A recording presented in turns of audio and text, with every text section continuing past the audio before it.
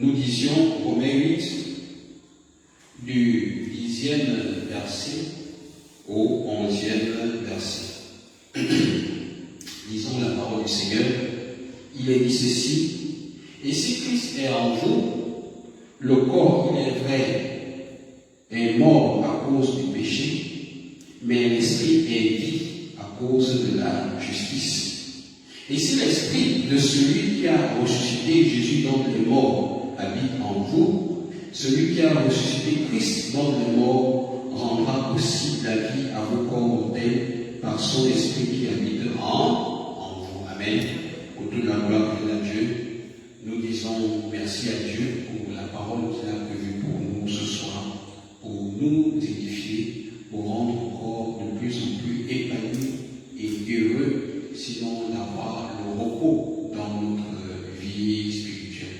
En effet, comme le tout dernier cantique que nous avons chanté là tout à l'heure, qui nous disait effectivement, nous ouvrons notre cœur à Dieu. En effet, c'est ce cœur-là que nous devons avoir devant le Seigneur, devant la parole de Dieu. Donc ce soir, effectivement, nous prions que nos pensées se taisent et que, effectivement, nous acceptons, n'est-ce pas, la lumière de la parole. Amen. Donc nous disions que ce soir, nous avons lu Romains 8, du verset 10 à 11. Et dans Romains 8, 10 à 11, il est dit: et si Christ est en vous, le corps, il est vrai, est mort à cause du péché, mais l'esprit est vie à cause de la justice. Et si l'esprit de celui qui a ressuscité Jésus d'entre les morts habite en vous, celui qui a ressuscité Christ d'entre les morts rendra aussi la vie à vos corps mortels par son esprit qui habite en vous. Amen. J'ai coutume de dire que si on définit mal la cible, on rate également l'objectif. Amen. Donc, ça veut dire par là que dans le contexte, par exemple, du salut, c'est-à-dire de l'homme, n'est-ce pas, qui veut régler la question du péché, si malheureusement l'être humain a une définition différente, a une définition du péché différente de Dieu, et bien malgré tous les efforts, les sacrifices que l'homme, n'est-ce pas, aura à faire pour être libéré du péché, il ne sera jamais libéré du péché. En d'autres termes, si l'être humain, si nous les hommes, nous définissons mal le péché, c'est-à-dire que notre définition du péché, n'est-ce pas, est différente de celui de Dieu, nous ne serons jamais libérés du péché. Amen.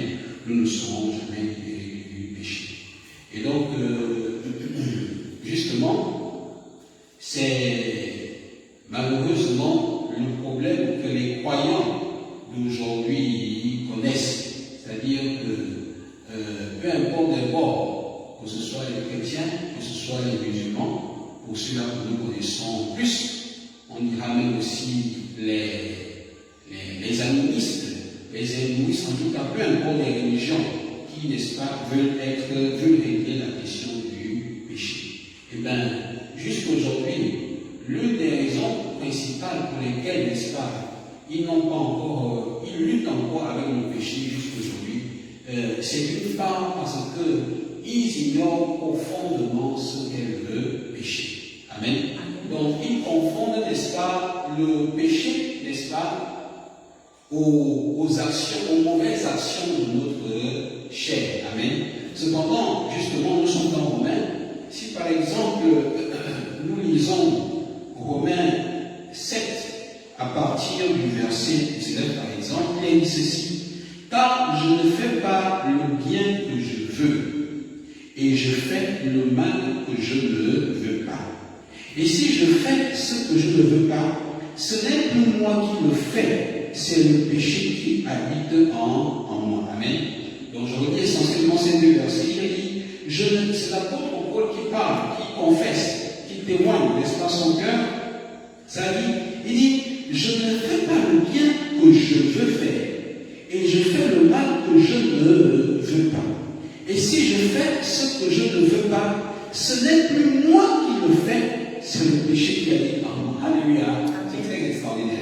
C'est extraordinaire pourquoi? Parce que dans ce passage, l'apôtre Paul, n'est-ce pas, il distingue le mal qu'il fait dans sa chair au péché. Je ne sais pas si vous accordez cette attention. Au verset 5, il dit, car je ne fais pas le bien que je veux, et je fais le mal que je ne veux pas. Et si je fais ce que je ne veux pas, ce n'est plus moi qui le fais, c'est le péché qui habite en moi. C'est-à-dire que ce qu'il ne veut pas faire, nous sommes d'accord, n'est-ce pas? Il le distingue du péché. Donc, il dit, c'est le péché qui habite en moi qui me pousse à faire le mal que je suis en train de faire. Amen.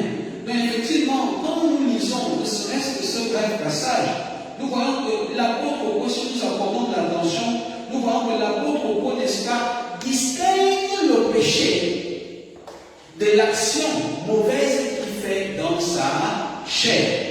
Amen. Donc, de ce point de vue, comme je disais tout à l'heure, si nous ne regardons pas à l'apparence, mais nous regardons à l'invisible, nous allons donc découvrir que, tiens, le péché est donc, n'est-ce pas, différent. Nous sommes d'accord de ce qu'on pense, ou plutôt, le péché n'est donc pas une action, c'est le péché qui habite en moi. Amen. On va encore réitérer, car je ne fais pas le bien que je veux, et je fais le mal que je ne veux pas. Amen. Donc ici, il est en train de parler de sa chair. Amen. Dans sa chair, il veut faire le bien, il veut poser des bonnes œuvres, mais il se retrouve en train de faire le mal. Et effectivement, c'est seulement pour nous, les croyants d'aujourd'hui, n'est-ce pas, qui jugent à l'apparence et non à l'esprit, que nous on appelle le péché. Mais curieusement, lorsque nous lisons le verset 20 dit, et si je fais ce que je ne veux pas, ce n'est plus moi qui le fais, c'est le péché qui habite en moi. Amen. Donc il distingue l'action qu'il fait du péché qui habite en lui. Amen. Donc, en tout cas, clairement, l'apôtre Paul nuance bien deux mots, sinon trois mots. Ok? Donc, il y a le mal, il distingue bien le mal du péché. Amen. Il dit le péché en moi. Cependant, le mal que je fais, c'est le péché qui est en moi qui me pousse à le faire. Alléluia. Donc, de ce point de vue, comme nous le disions tantôt, effectivement, vous voyez que même ce passage, n'est-ce pas, nous montre combien de fois les chrétiens d'aujourd'hui, les croyants d'aujourd'hui, j'entends, même une vie spirituelle erronée. Erronée pourquoi? Parce qu'ils regardent à l'apparence. Et à l'apparence, n'est-ce pas, ils jugent les actions, les mauvaises actions qu'ils posent, n'est-ce pas, comme étant le péché.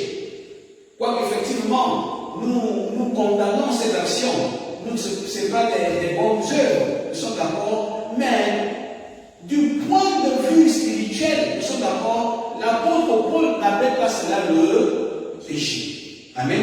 Il dit que c'est le péché. En tout cas, il distingue le péché du mal que nous faisons. Donc le mal ici, nous sommes d'accord, c'est ces mauvaises œuvres que nous posons dans notre chair. Et justement, permettez-moi l'expression, je dirais que probablement c'est par abus de langage.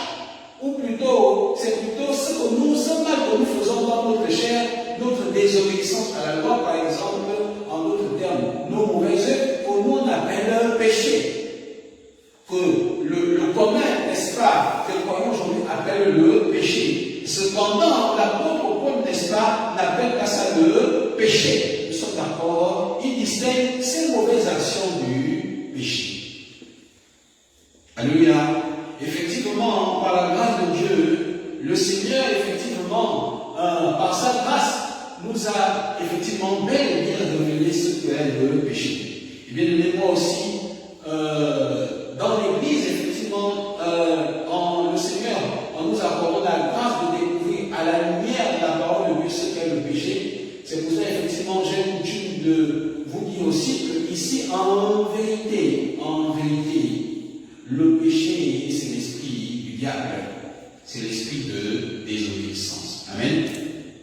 Donc, le péché, c'est l'esprit de désobéissance. Cet esprit, n'est-ce pas, de désobéissance, n'est-ce pas, c'est, premièrement, c'est le diable, pardon, qui l'a eu, et cet esprit, n'est-ce pas, de désobéissance, d'orgueil, de rébellion, c'est le diable, n'est-ce pas, qui, par contre, lui, il a communiqué cela à Adam.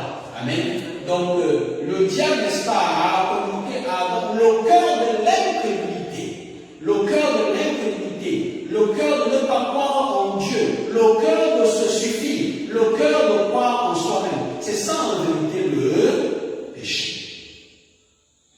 Amen. C'est ça, en vérité, le péché. Et d'ailleurs, justement, quand nous lisons effectivement Genèse 3, le verset 6, la parole de Dieu dit, la femme vit que l'arbre était bon à manger et agréable à la vue et qu'il était précieux pour ouvrir l'intelligence.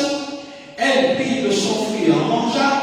Elle en donna aussi à son mari qui était auprès d'elle et il en mangea. Amen.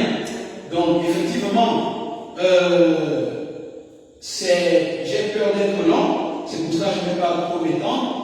Donc, justement, à travers ce verset 6 que nous venons de lire, effectivement, nous pouvons déceler avec les yeux spirituels. Nous sommes d'accord que en fait, nous sommes d'abord au prime abord. Donc nous allons effectivement étudier le verset 6. Ça me dit Elisabeth, il y a des visiteurs là-bas. Merci. Donc, lisons le verset 6.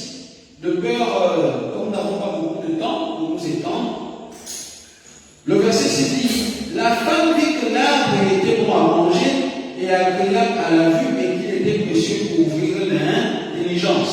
Elle prit de son fruit et en mangea. Elle en donna aussi à son mari qui était auprès d'elle et il en mangea. Amen. Donc effectivement, comme je disais que nous n'aurons pas le temps de faire l'historique du péché, on veut dire la naissance du péché, du moins effectivement, dans le verset 6, qu'est-ce que nous découvrons? Nous découvrons que avant, n'est-ce pas, que la femme cueille le fruit, ou plutôt aussi que l'homme, Adam, j'entends, accepte de manger le fruit, mais dans la première partie du verset 6, lorsqu'elle dit, la femme dit que l'arbre était bon à manger à la vue et qu'il était précieux pour ouvrir l'intelligence, dans cette partie, n'est-ce pas, nous découvrons que la femme, n'est-ce pas, a fini par accepter la proposition du diable au détriment de celle de Dieu. Je dis voilà qu'effectivement, l'instruction que Dieu avait donnée à l'homme, c'est que s'il mange le fruit de la connaissance du bien et du mal, il va mourir. Amen.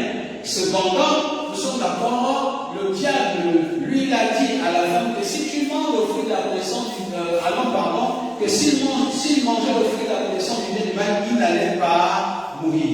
Alors, le verset 6a, permettez-moi l'expression, est révélateur.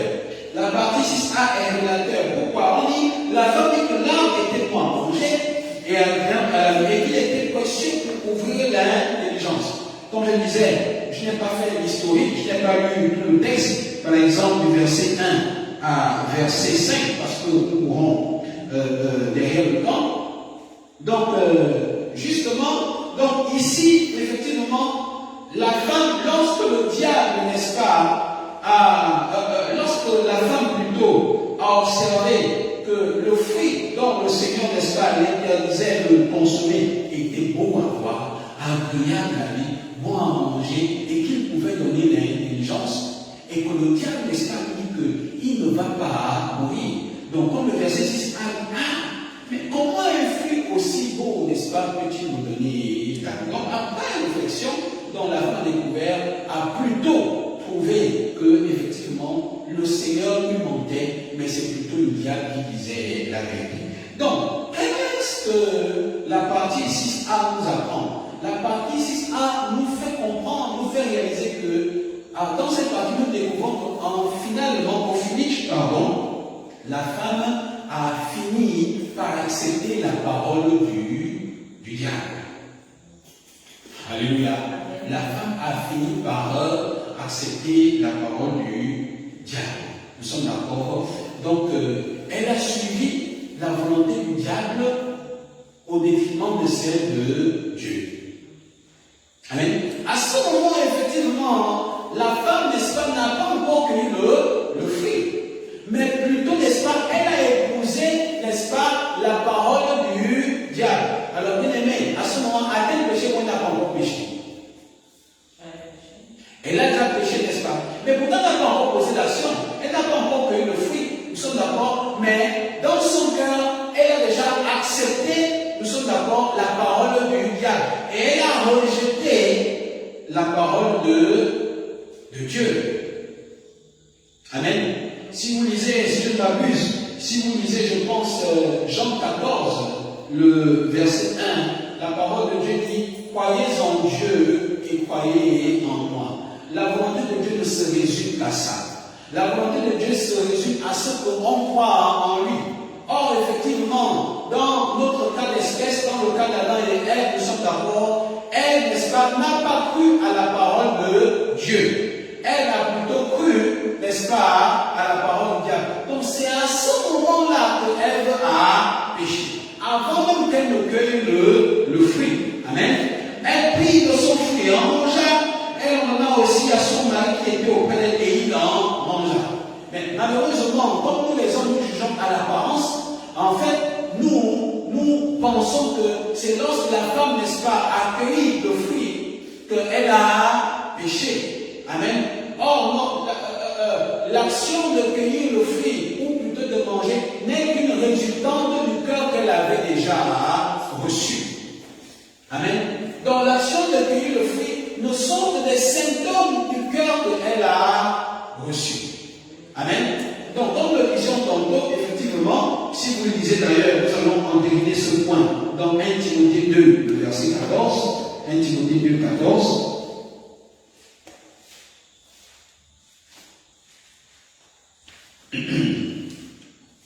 Vous êtes avec moi ce soir? 1 Timothée 2, 14, très accord essentiellement, je ferai exprès de lire à côté du verset 13. Il est dit, car Adam a été formé le premier, Ève ensuite. Et ce n'est pas Adam qui a été séduit, c'est la femme qui s'est rendue coupable de transgression. Amen. Je réitère, le verset 14 dit, ce n'est pas Adam qui a été séduit, c'est la femme qui s'est rendue coupable de transgression. Bien-aimés frères et sœurs en Christ, dites-moi, à quel moment par exemple vous êtes coupable de vol? À votre avis, à quel moment, n'est-ce pas, que ce soit vous ou que ce soit votre prochain, à quel moment, n'est-ce pas, en principe, vous jugez, n'est-ce pas, votre prochain d'avoir commis le vol? Quand il commet l'acte, n'est-ce pas? Quand il commet l'acte, effectivement, c'est quand il commet l'acte qu'effectivement nous sommes d'abord le commun, n'est-ce pas, des mortels pense la pensée commune, n'est-ce pas, pense effectivement que la personne a volé. C'est-à-dire que quand vous commettez le vol, tout à l'heure ma femme l'a dit, quand on convoite, nous sommes d'accord, quand on convoite, cependant, effectivement, nous sommes convoite, mais les croyants d'aujourd'hui, quand ils n'ont pas encore, n'est-ce pas, accompli, commis l'acte, même si, n'est-ce pas, dans leur cœur, ils entretiennent déjà la convoitise, mais ils n'acceptent pas qu'ils sont déjà péchés. Pas faux. Nous sommes d'accord. Ils n'ont pas encore péché. Voyez ça. Même si on a entretenu la mauvaise pensée, par exemple, de voler, par exemple, n'est-ce pas, même de sortir avec une femme déjà par les yeux, par les pensées, effectivement, la personne en question, nous sommes d'accord, et surtout nos croyants d'aujourd'hui, ils ne vont pas accepter qu'ils ont déjà péché, parce qu'ils n'ont pas encore commis l'acte. Amen. En tout cas, ça c'est notre standard de jugement. Alléluia. Cependant, ici, regardez le jugement de l'apôtre Paul, serviteur de Dieu. Qu'est-ce qu'il nous dit? Il nous dit dans le verset 14 que c'est la femme qui séduite s'est rendue coupable de transgression. Ça veut dire que, à quel moment le Seigneur a attesté que Ève, n'est-ce pas, m'a déjà offensé?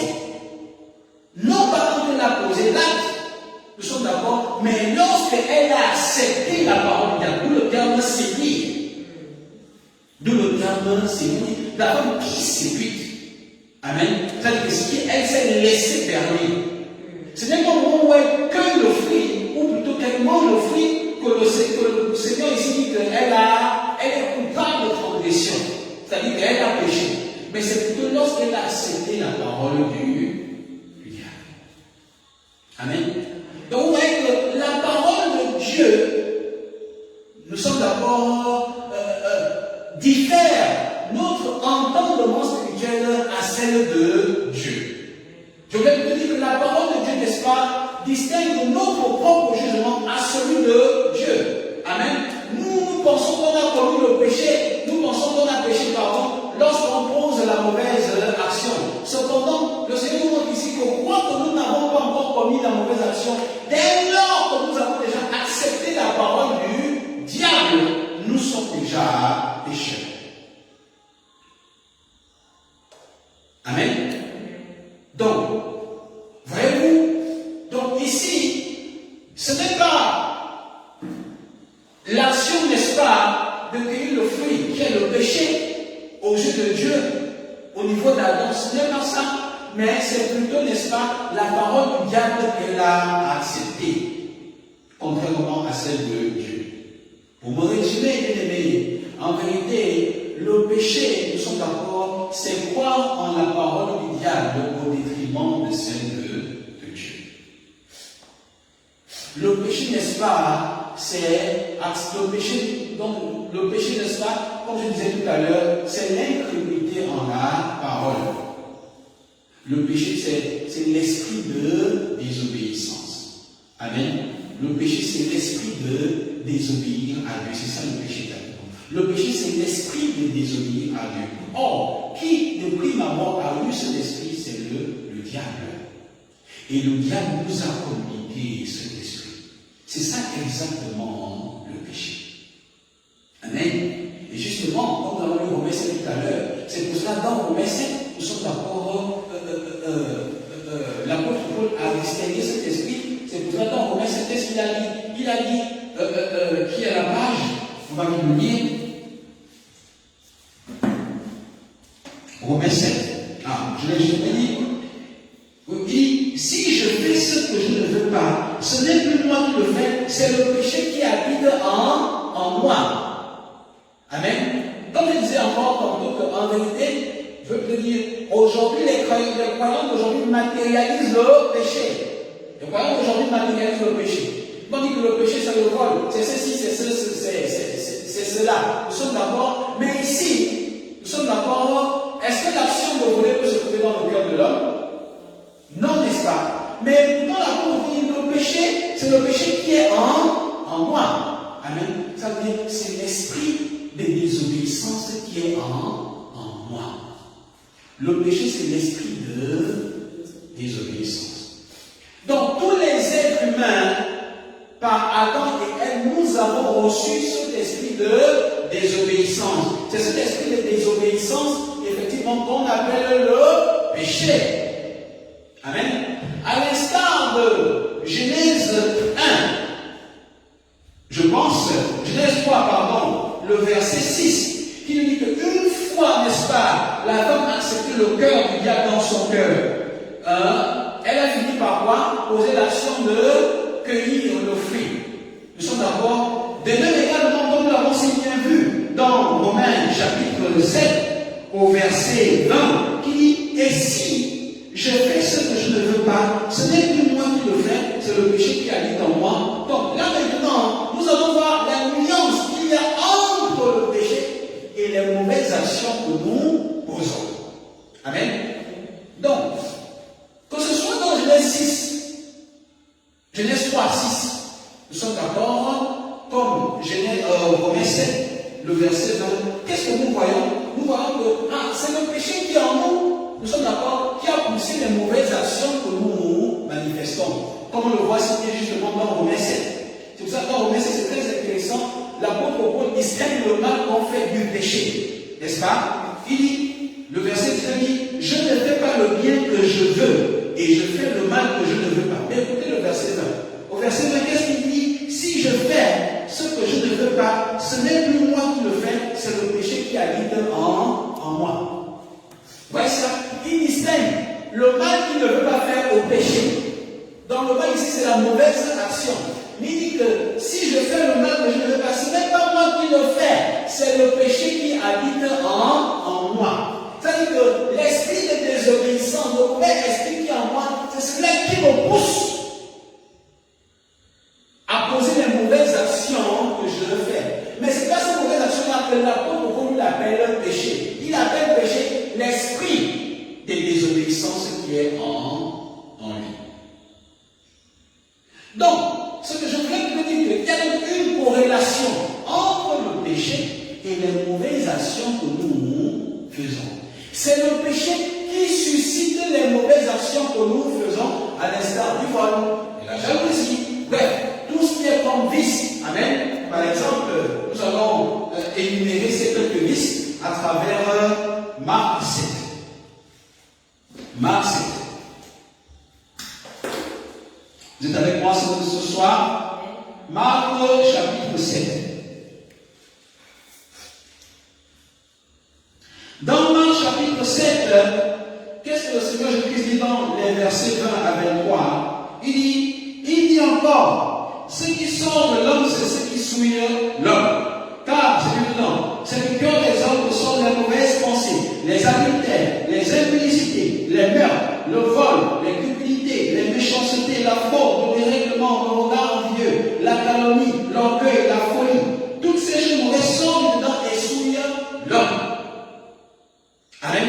Donc, toutes ces vices qui se manifestent souvent dans notre chair, nous sommes d'abord, qu'est-ce que la parole de Dieu nous apprend? Nous apprend que, effectivement, c'est l'esprit, l'apôtre Paul l'explicite bien. Nous sommes d'abord dans Romains 7, nous sommes d'abord Romains 7, verset 19 à 20, nous sommes d'abord, il dit, c'est le péché qui habite en moi qui me pousse à faire le mal. C'est-à-dire, c'est l'esprit de désobéissance qui habite en moi, n'est-ce pas, qui me pousse, n'est-ce pas, à faire quoi? À commettre tous ces fautes-là que nous voyons, tous ces vices. Qu'est-ce que nous apprenons donc? Nous apprenons donc qu'en fait, c'est l'esprit de désobéissance que nous avons hérité d'Adam et d'Ève qui suscite les vices que nous connaissons. Et ce qui est très intéressant, avec Marc 7, 20 à 23, que nous voyons, l'apôtre Paul, que dit Jésus-Christ, notre Seigneur Jésus-Christ, il dit que c'est du cœur des hommes que sont toutes ces choses. Amen. Ça veut dire que nous avons déjà ces vices en nous. Nous sommes d'abord en nous. Ça veut dire que celui déjà qui a l'esprit de désobéissance a déjà toutes ces formes de vices. Souvent, à des moments où nous utilisons de la sagesse, mais à des moments où nous manquons de la sagesse. Amen. Vous savez, quand on prend l'exemple d'un malade mental. Amen. Voyez-vous, un malade mental dans la rue, lorsque par exemple, pour une fois, nous avons à découvrir ces faits et gestes, n'est-ce pas, qui sont anormaux. Voyez-vous, nous sommes d'accord, mais à des moments aussi, son tempérament peut changer. Aujourd'hui, par exemple, on a vu, n'est-ce pas, il peut sautiller, il peut parler seul, etc. Ou plutôt, il peut être impulsif. Mais le lendemain, par exemple, vous pouvez le trouver calme, assis. Nous sommes d'accord, sans faire n'importe quel un mauvais geste que ce soit. Nous sommes d'accord. Mais ça, malgré que ce fameux jour, il n'a pas fait un mauvais geste, votre jugement de lui va changer. Est-ce que votre jugement qu'il est malade mental va changer? Il ne va pas changer, n'est-ce pas? Mais pourtant, ce jour-là, il ne manifeste rien de mauvais. Mais pourquoi n'est-ce pas vous dites toujours que c'est un fou, c'est un malade mental? Mais parce que vous savez que même si aujourd'hui il n'est pas, il ne fait pas ça, mais il y a un mauvais esprit en lui. Alléluia. Donc à l'instant de cette parole, qu'est-ce que le Seigneur nous montre? Il va aussi vous montrer que même si apparemment vous ne manifestez pas le vol, vous ne manifestez pas la jalousie, vous ne manifestez pas l'adultère, mais quand vous avez hérité le péché, vous avez hérité, j'entends l'esprit de désobéissance, même si vous ne manifestez pas cela dans votre chair, vous êtes toujours pécheur.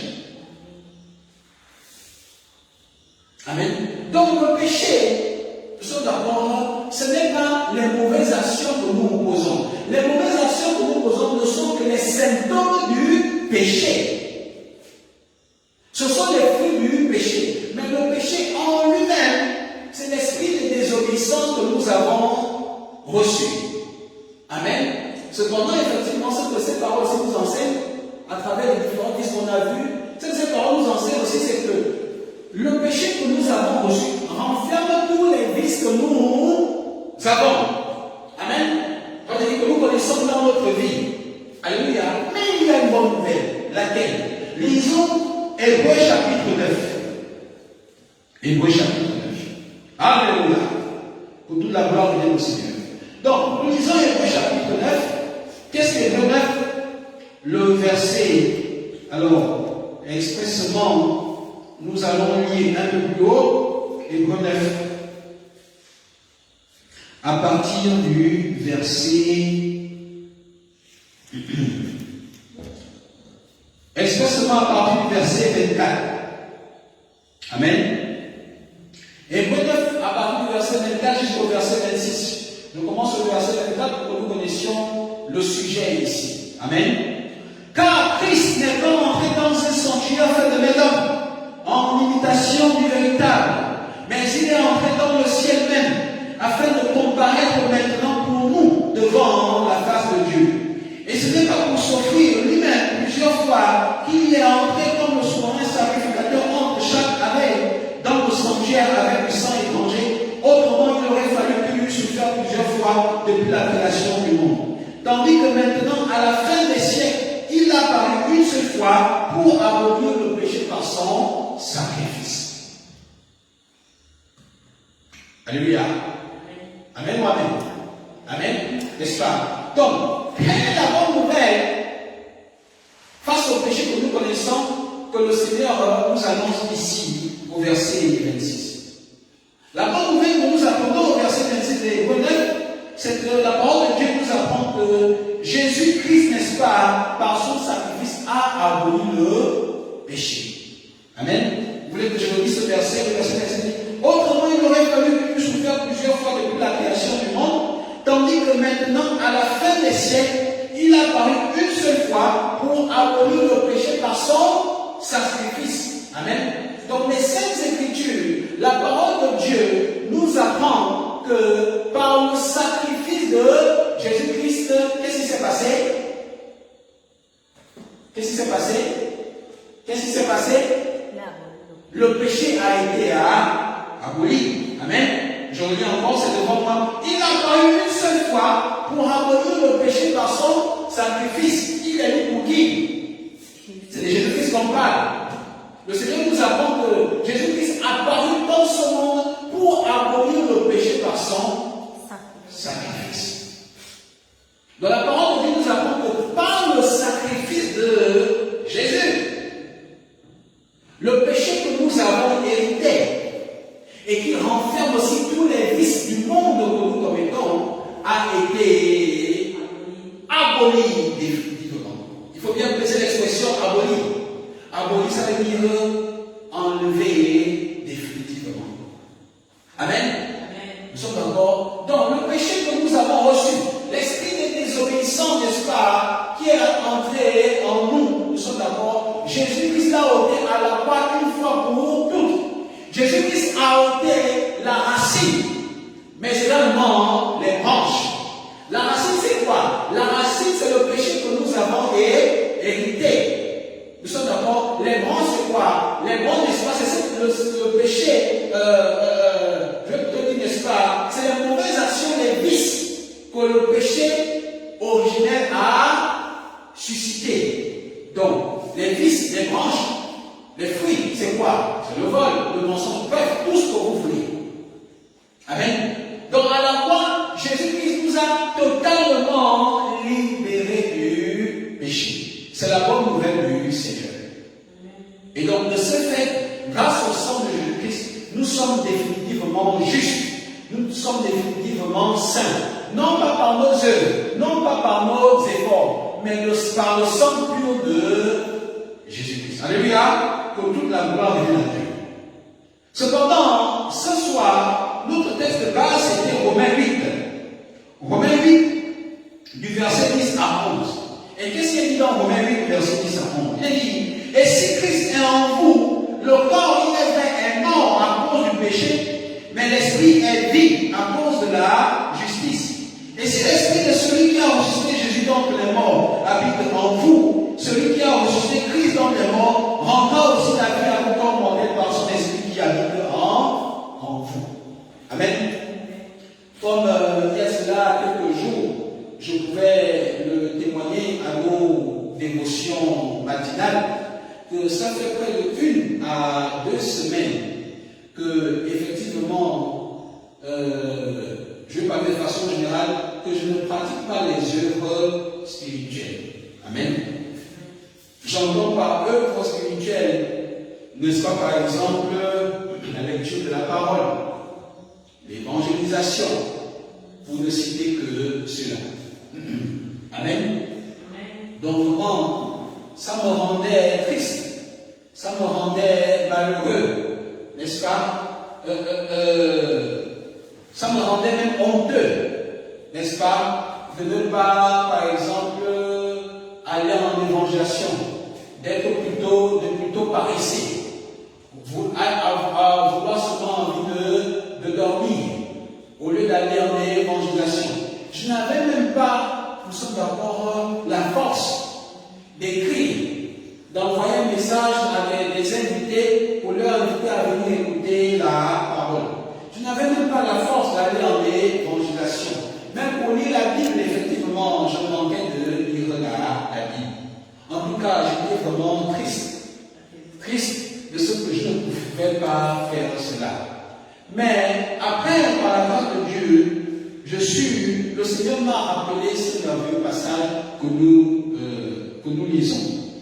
En commençant par le verset 10 d'abord, il dit, et si Christ est en vous, le corps, il est vrai, est mort à cause du péché, mais l'esprit est vie à cause de la justice. Amen. Donc, justement, à l'instar d'ailleurs de l'apôtre Paul, une fois qu'il a été sauvé, certainement il ne s'imaginait pas qu'il allait avoir des manquements dans sa chair. C'est l'apôtre Paul, n'est-ce pas, qui nous fait son témoignage dans Romains 7. Il dit, le mal que je ne veux pas faire, c'est ce que je fais. Le bien que je veux faire, je ne le fais pas. Amen. Vous voyez ça? Donc, à l'instant de l'apôtre Paul, nous également, si lorsqu'on reçoit le salut, nous sommes d'accord. En fait, on s'attend à ce que dans notre chair aussi, on soit libre. Libre, n'est-ce pas, de ne pas commettre le mal, le péché. Amen. De ne pas désobéir à Dieu. En tout cas, en ayant reçu la bonne nouvelle du pardon de nos péchés, nous sommes d'accord de la purification de nos péchés. Nous sommes d'accord, comme le Seigneur il a ôté nos péchés. En fait, tout de suite, n'est-ce pas, on ne s'attend plus à avoir des manques dans notre vie, des faiblesses dans notre vie. Amen.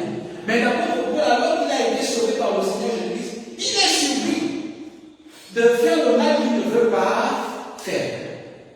Nous également, effectivement, alors que nous avons été reçu la bonne nouvelle de l'amour de Jésus-Christ, mais à des moments, on se retrouve, n'est-ce pas, à faire ce que nous ne voulons pas faire.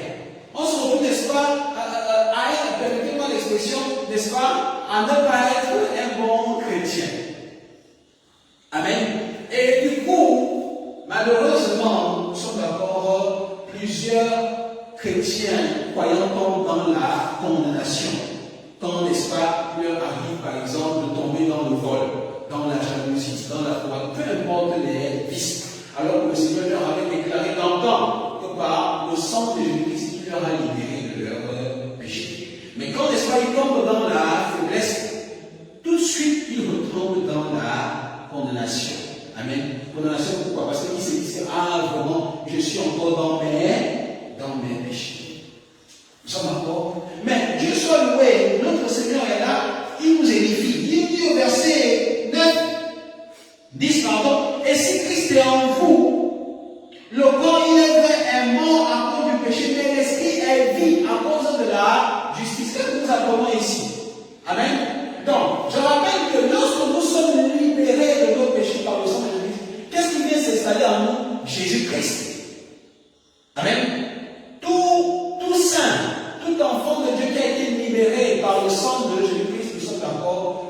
fois le péché est ôté, qu'est-ce qui vient s'installer? C'est le Saint-Esprit, c'est-à-dire Jésus-Christ. Tous ceux qui ont reçu la rémission du pardon, tous ceux qui ont reçu la rémission de leurs péchés, en d'autres termes, le pardon de leurs péchés, l'Esprit de Dieu vit en eux. Amen. C'est d'ailleurs ce que Acte 38 nous apprend. Après le pardon de nos péchés, on reçoit quoi? Le don du Saint-Esprit. Donc c'est à vous les justes que le Seigneur parle. Lorsqu'il dit, et c'est Christ est en vous. C'est à vous les chrétiens, les enfants de Dieu qui parlent. Nous sommes d'accord. Mais il dit, à nous qui avons Christ, il nous rappelle le fait sur lequel il dit, le corps est vrai, il est mort à cause du péché. Mais l'esprit est vie à cause de la justice. Qu'est-ce que le verset 10 veut dire à nous les croyants? À nous les croyants, à la sœur initiale, au pasteur générique, à Samonie d'Élisabeth, etc., etc. À nous les enfants de Dieu, à nous les saints et les justes, par la foi, n'est-ce pas, au sang de Jésus-Christ, le Seigneur nous dit que nous sommes d'accord, quoique dans notre chair, nous sommes incapables d'obéir à Dieu, quoique dans notre chair, nous avons des faiblesses, d'où l'expression le corps est mort. Amen. Le corps est mort, ça veut dire que le corps est incapable de faire le bien. Amen. Quoique dans notre chair, nous avons des faiblesses, quoique dans notre chair, nous manifestons des manquements de tout genre. Nous sommes d'accord, nous désobéissons à la loi, c'est-à-dire les 10 commandements, nous sommes d'accord, malgré que nous avons ces manquements, ces faiblesses dans notre chair, mais nous sommes justes aux yeux de Dieu. Qu'est-ce qui nous fait dire ça? Le verset 10 a dit, le corps est vraiment à cause du péché, mais l'esprit est vie à cause de la justice. L'esprit de qui? C'est notre esprit. Il fait allusion à notre esprit. C'est-à-dire que, quoique dans notre chair, nous avons des manquements, nous sommes d'accord, mais notre esprit est juste. Notre esprit est parfait. Amen. Alléluia. Donc, moi qui tout à l'heure, n'est-ce pas, me condamnais, Seigneur, c'est-à-dire que, donc, si je n'étais pas affermi, effectivement, eu égard à ma paresse, eu égard à mes manquements, à mes faiblesses, au fait, par exemple, que je n'étais pas, je n'allais pas en évangélisation, etc., etc. Si je n'étais pas affermi, effectivement, qu'est-ce que j'allais dire? Oh, je suis un gros pécheur. En d'autres termes, j'en ai dit que je ne suis pas agréable à Dieu. Mais pourtant, je suis bel et bien agréable à Dieu. Amen. Pourquoi? Parce que mon esprit est juste. Je suis parfait aux yeux de Dieu. Amen. Donc, comme je disais tantôt, effectivement, nous les justes, nous les enfants de Dieu, quoique nous sommes justes, nous sommes d'accord, mais dans notre chair, il va souvent arriver que nous ayons des manquements, nous ayons des faiblesses. Ne nous jugeons pas selon nos manquements, ne nous jugeons pas selon nos faiblesses. Amen. Mais jugeons-nous, on appelle ça comment? Jugeons-nous selon l'esprit, selon la foi, selon la parole de Dieu, effectivement, nous sommes bel et bien justes, nous sommes bel et bien parfaits. Alléluia. Donc, dans le domaine, n'est-ce pas, évangélique, du point de vue de l'évangile, c'est ce que le verset 10 veut nous enseigner. Amen. Maintenant, dans la vie spirituelle, le quotidien de tous les jours, qu'est-ce que le verset 10 aussi nous enseigne? Nous sommes d'accord? Donc ici, ce qui me tape à nous les enfants de Dieu dit, le corps est vrai est mort à cause du péché. Amen. Aujourd'hui, vous avez la grâce de ne pas définir le péché autrement que le monde. Je vous disais que le péché c'est l'esprit du diable. En d'autres termes, le péché c'est le diable. Amen. Donc, lorsque l'apôtre Paul dit que le corps est mort à cause du péché, spirituellement parlant encore, nous sommes d'accord, dans la vie spirituelle, qu'est-ce que ça veut dire? Nous sommes d'accord. Donc, premièrement, on disait que, n'est-ce pas, dans le contexte du salut, le contexte évangélique, le corps est mort. C'est-à-dire que le corps, n'est-ce pas, est incapable de faire le bien. Alors que moi, depuis 2016, j'ai bien reçu le salut. Mais franchement, frères et sœurs, je peux vous dire que dans ma chair, je ne suis pas parfait. Tous les jours de ma vie, nous sommes d'accord, je suis imparfait. Nous sommes d'accord? Vous voyez ça? Mais pourtant, je suis juste. Mais comment s'explique que je suis juste, n'est-ce pas? Mais dans ma chair, j'ai beaucoup de manquements. Le Seigneur vient de me le révéler aujourd'hui. Il dit que, n'est-ce pas, je suis fait comme ça à cause de ça. Le corps est mort à cause de quoi? À cause de quoi? Du péché. Alors, donc, ça veut dire quoi, profondément? Je vous ai dit que le péché, c'est le diable. Donc, on dit que le corps est mort, ça veut dire que notre corps, n'est-ce pas, a été livré à Satan. Amen.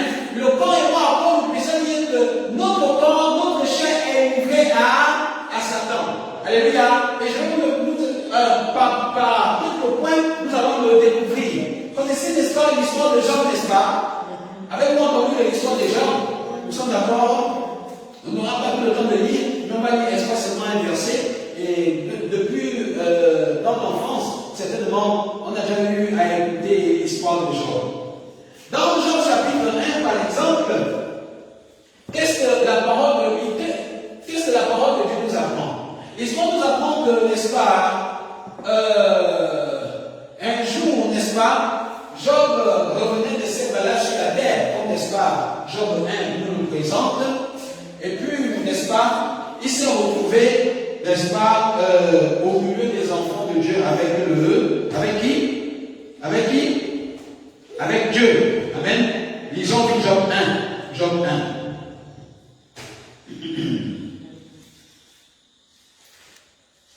Vous êtes avec moi ce soir? Que toute la gloire vienne à Dieu. Job 1.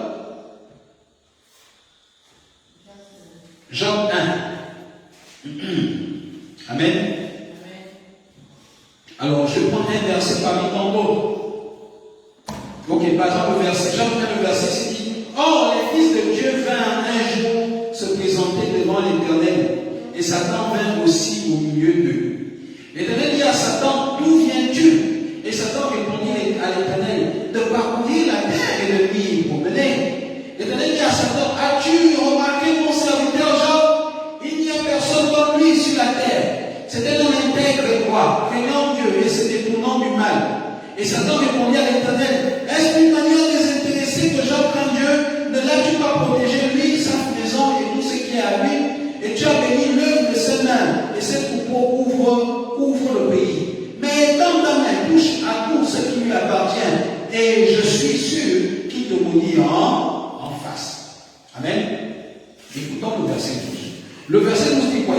L'Éternel dit à Satan: Voici tout ce qui lui appartient, je te le livre. Seulement, ne porte pas la main sur lui. Amen.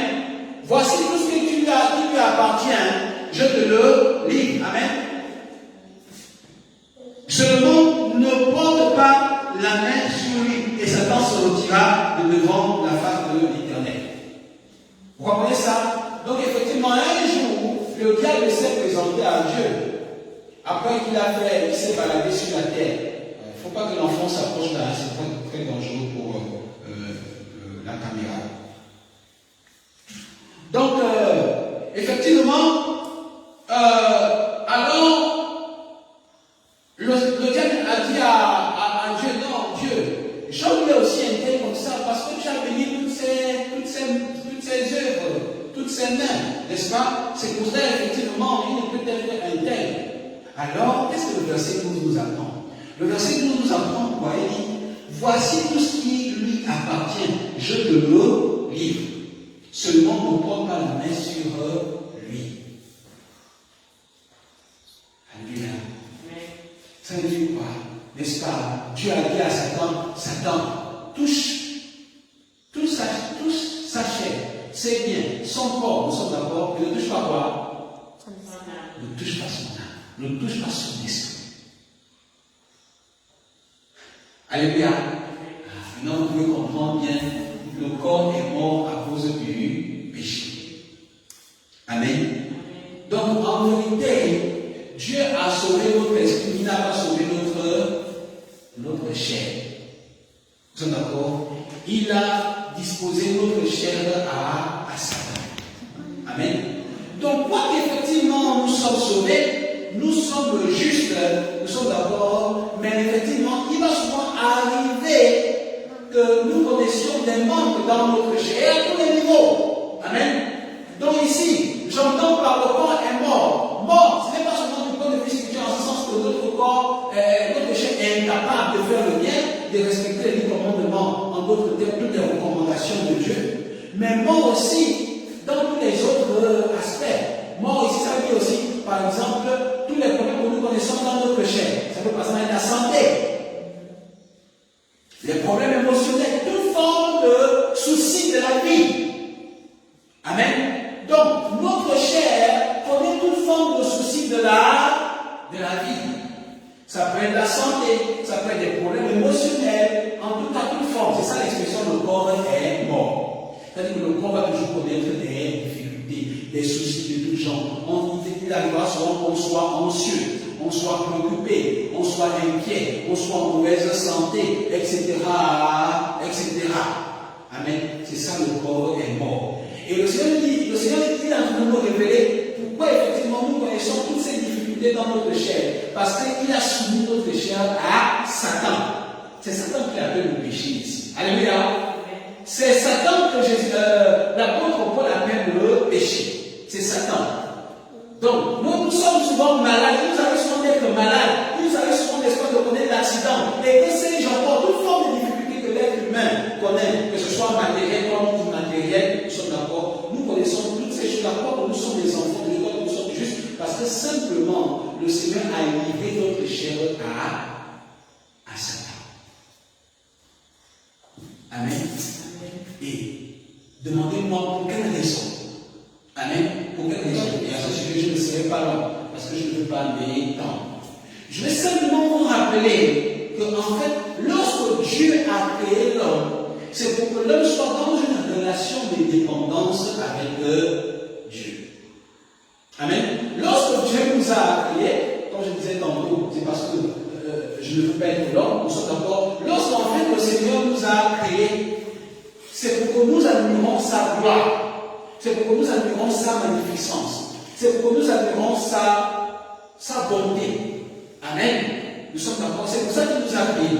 Donc aussi longtemps que nous vivons, le Seigneur veut que nous le glorifions. Par son secours dans notre vie. Nous allons prendre un seul verset, lequel, et d'ailleurs il y en a beaucoup à l'esprit, mais nous allons prendre en Somme. Disons Somme.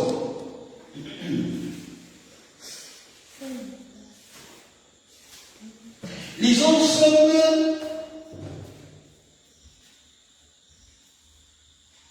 Somme 34.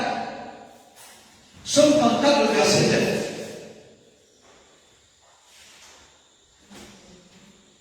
Tu es Somme 34, le verset 9. Qu'est-ce que Somme 34, le verset 9 dit? Il dit, c'est 34. Somme 34.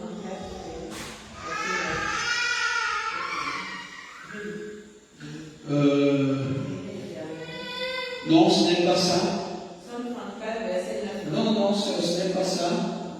Somme 34, le verset 9. Non, ce n'est pas celui-là. Alors, j'ai perdu le passage.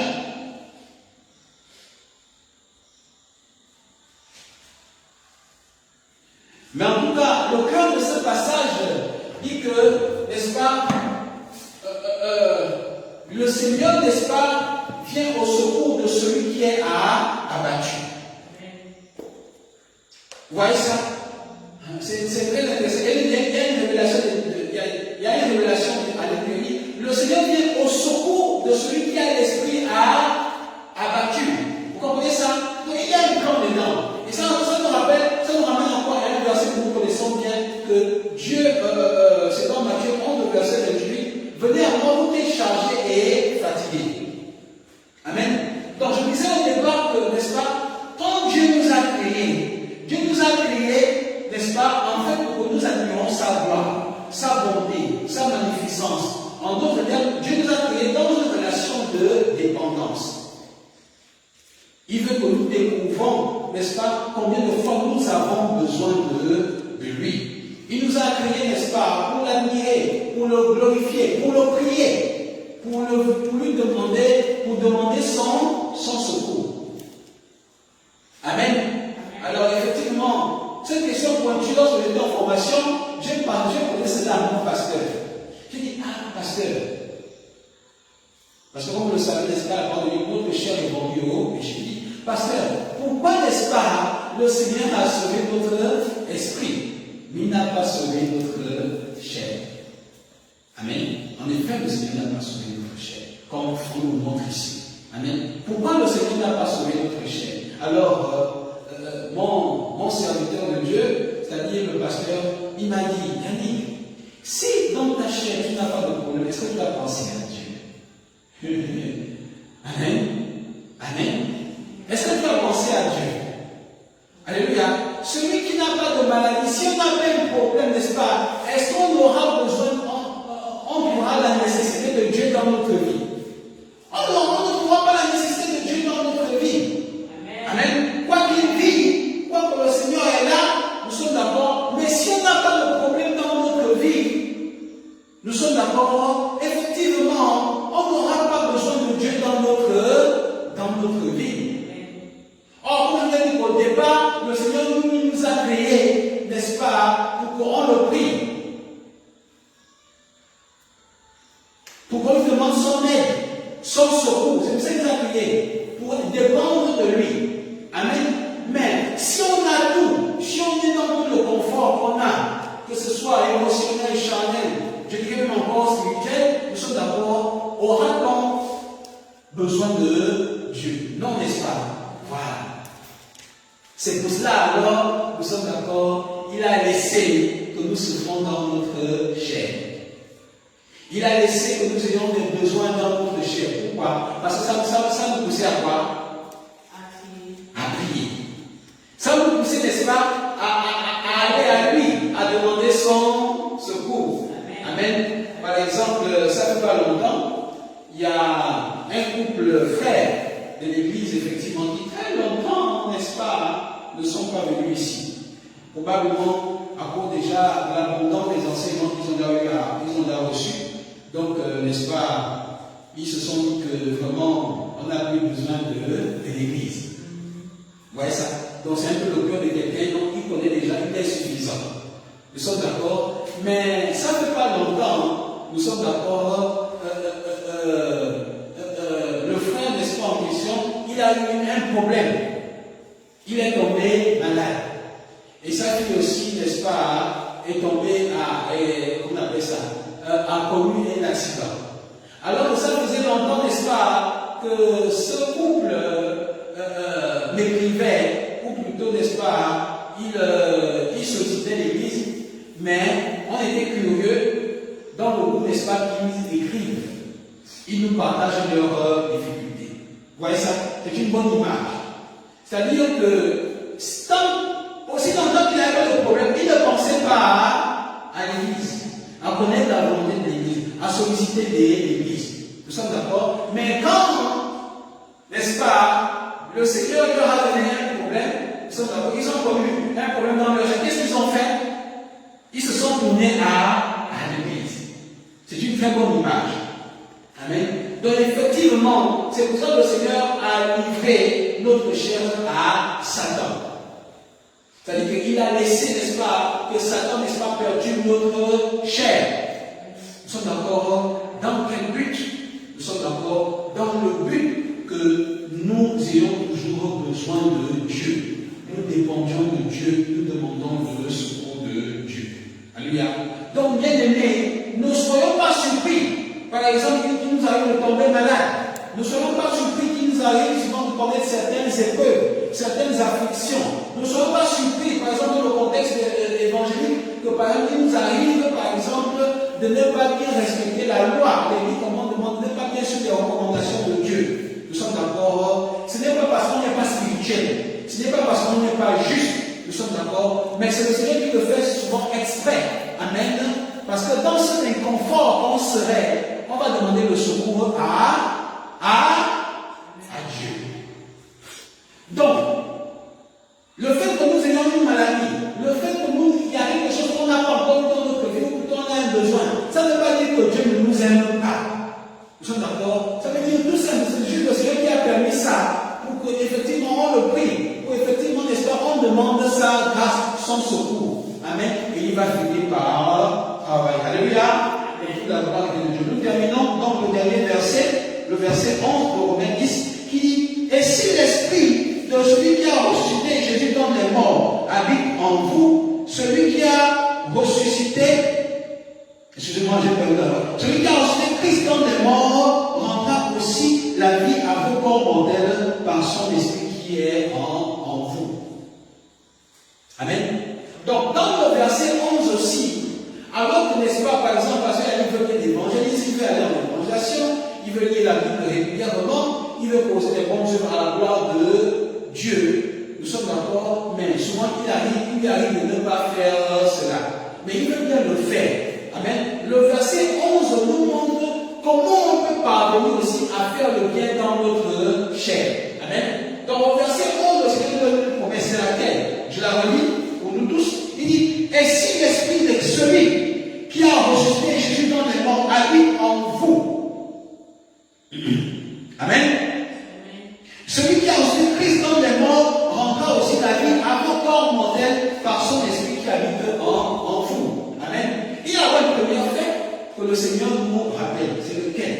Il nous apprend que, quoique Jésus-Christ pendant 3 jours, n'est-ce pas, il était au tombeau, nous sommes d'accord, mais grâce à l'Esprit Saint, l'Esprit Saint a ressuscité Jésus-Christ.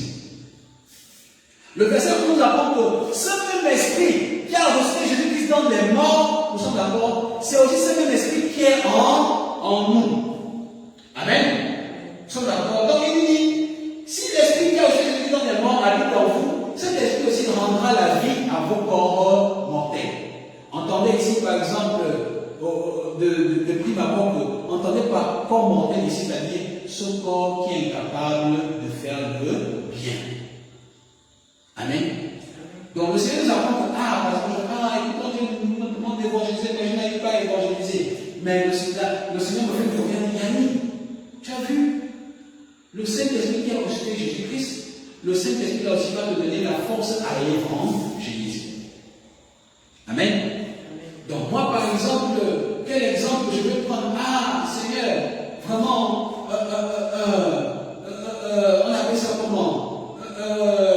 Je ne manque pas, par exemple, de regarder une femme avec convoitise, plutôt à l'époque, je suis habitué, n'est-ce pas, à vouloir regarder les femmes des gens. Seigneur, je suis maintenant marié, je vais éviter ça, etc., etc. Vous voyez ça? Nous sommes d'accord. Non, je ne peux pas. Ça me fait penser, quand j'étais dans mon ancienne église, mon ancienne assemblée avant, il y avait un frère qui nous avait partagé 5 ans au frère, vraiment, moi j'ai un problème. C'est les femmes. J'ai une femme, nous sommes d'accord, mais nous sommes d'accord, je vois toujours d'autres femmes. Vous voyez ça? Non, il y a des problèmes, il y a des situations comme ça qu'on peut connaître. C'est-à-dire que la personne elle-même, elle veut s'en débarrasser, mais il n'y arrive pas. Et le Seigneur lui fait donc cette promesse. Frère, c'est vrai, tu n'y arrives pas, mais je te fais une promesse. À cause du Saint-Esprit qui est en toi, le Saint-Esprit, n'est-ce pas, qui est en toi, va t'amener à ne plus chercher d'autres femmes. Amen. Donc ici, le verset 11 nous montre le secret, n'est-ce pas, comment parvenir à faire le bien dans notre chair. Non pas par nos efforts, nous sommes d'accord, mais par la promesse de Dieu. Nous sommes d'accord. Et quelle est cette promesse? La promesse de Dieu nous dit que le Saint-Esprit qui a ressuscité Jésus-Christ dans les morts, nous sommes d'accord, il habite en nous. Cet esprit aussi, n'est-ce pas, il va nous donner, il va nous amener à faire le bien. Amen. Donc, appuyez-vous sur cette promesse. Quand par exemple vous voulez bien faire quelque chose, souvenez-vous que vous avez le Saint-Esprit en vous. Et le Saint-Esprit vous donne la force à faire le bien. Amen. Donc ici, le Saint-Esprit aussi est synonyme aussi de la promesse que Dieu peut vous donner dans votre vie. Voyez-vous, par exemple, dans le cas de Jésus-Christ, par exemple, dans Matthieu 17, on appelle ça, Matthieu. Lisons par exemple, je ne sais pas si j'ai le passage devant moi. En effet, dans Matthieu 17, du verset 22 à 23, qu'est-ce qu'il est dit? Nous sommes sur le point déterminé par la grâce du Seigneur. Matthieu 17. Dans Matthieu 17, au verset 22 à 23, qu'est-ce qu'il est dit? Il est dit, pendant qu'il parcourait la Galilée, Jésus leur dit, le Fils de l'homme doit être livré entre les mains des hommes. Ils le feront mourir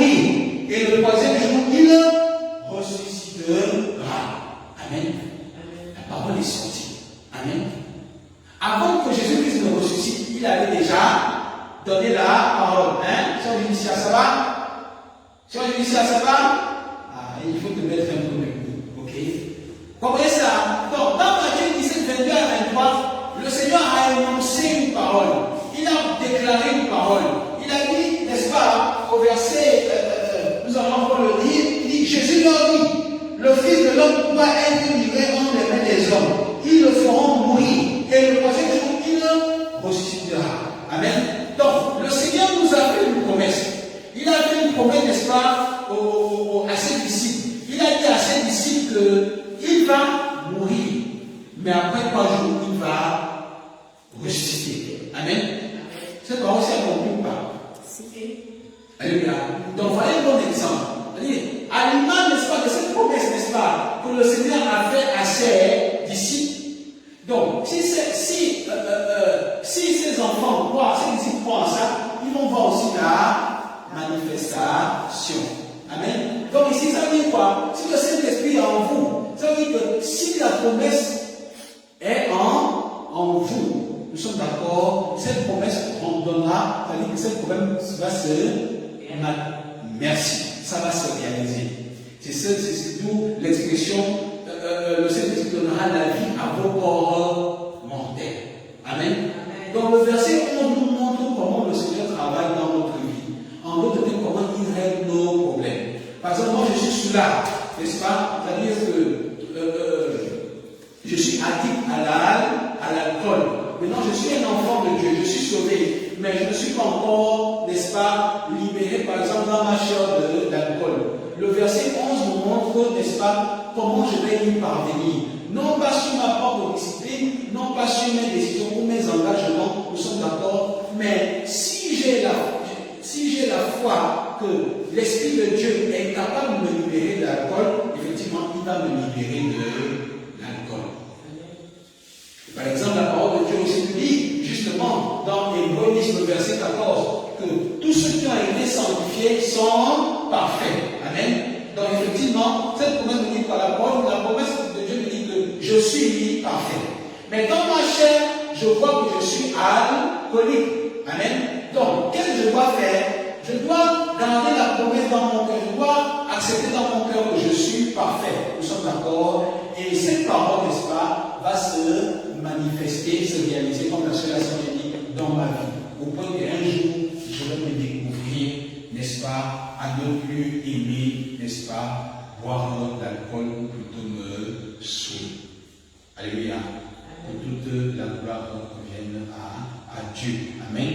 C'est cet enseignement-là que, effectivement, le Seigneur tenait à nous donner. Prions le Seigneur. Papa, nous te disons merci, infiniment merci de nous avoir fait grâce à ta parole ce soir. Vraiment, Père éternel, tu as enlevé les écailles de notre yeux. Tu as donné le repos à notre cœur quant aux difficultés que nous connaissons dans notre chair. Sois élevé, sois glorifié de nous avoir donné le repos spirituel, le bonheur spirituel. Ainsi donc, Père éternel, accorde-nous la grâce de marcher par la foi, accorde-nous la grâce, Père éternel, de nous appuyer sur ta promesse pour voir ton travail dans notre vie. Merci, Seigneur, pour l'amour que tu témoignes envers nous, envers toute l'assemblée qui écoute ta parole en ce moment. De ce que, Père éternel, tu tiens à leur révéler comment on est libéré du péché, mais également comment régler le problème dans notre vie. Honneur, gloire te reviennent pour ton amour dans nos vies. C'est par le précieux nom de ton Fils Jésus-Christ que nous te prions. Amen. Amen. Merci beaucoup. Pour toute la gloire et la Dieu.